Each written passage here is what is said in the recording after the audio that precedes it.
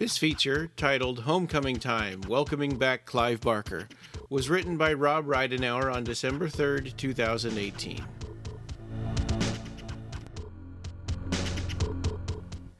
As a fan of Clive Barker, I'm overjoyed to see him slowly introducing himself back into fan circles. It's been far too long. I think this year's Texas Frightmare Weekend really showed him that fans do miss him. Not only that, but as a horror community in general, we love him too. I also think José's smile represents all the fans' happiness at the convention to have him back. When Ryan, José, and I got to meet him for our photo op, he was very quiet, but seemed overjoyed to meet us all at once. I can't speak for either Ryan or José, but being in his presence created a calming effect through me. I thought I'd be nervous, but I wasn't at all. I think it shows in the photo below. Soon after that, it was announced that he'd be attending Days of the Dead Chicago. Fans that attended the show said he was in great spirits, and the photos below seemed to prove that. I was also very impressed with the design work he did for the shirts for these events. If you look closely at the Texas Frightmare Weekend's design, the monster's face and head, it seems Clive has cleverly added in subtle scarring that creates another face entirely on top of the main one. And now he'll be attending Days of the Dead again, but this time in Atlanta, Georgia. I think the last time Clive was in Georgia was back in 1996 when he came to Dragon Con, which I went to, but sadly only got to see him from a distance when he and Doug Bradley screened Hellraiser. To order your tickets for the event, follow the link below.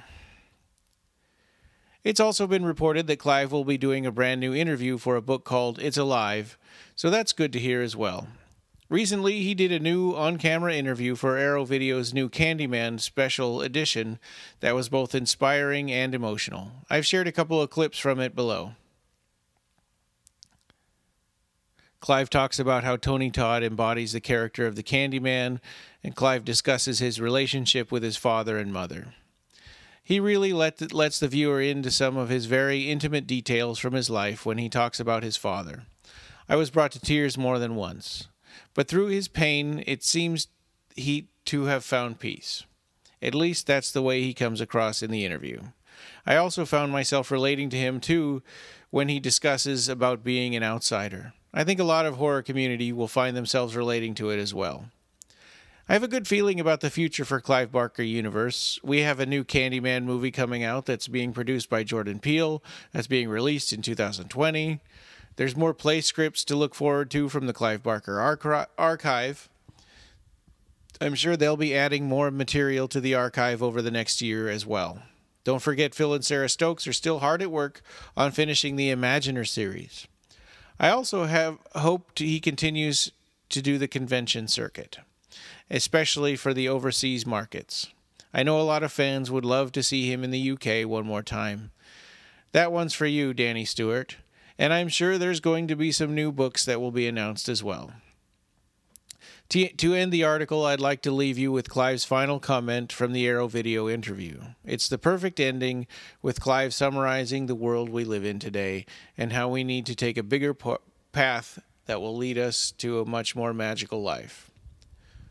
The world around us is getting stale and predictable. That doesn't mean we need to harm ourselves or others in order to violate that staleness. It simply means we have a duty to life to be alive. And to be alive is to be changing and developing and evolving and mutating and becoming monstrous and becoming beautiful in the moment of monstrousness. Clive Barker. Thanks to Texas Frightmare Weekend, Days of the Dead, Arrow Video, and fan Raul for sharing his pictures of Clive from Days of the Dead Chicago. Thanks for listening to this BarkerCast Presents feature. You can reach us at the website at www.clivebarkercast.com through email or social media.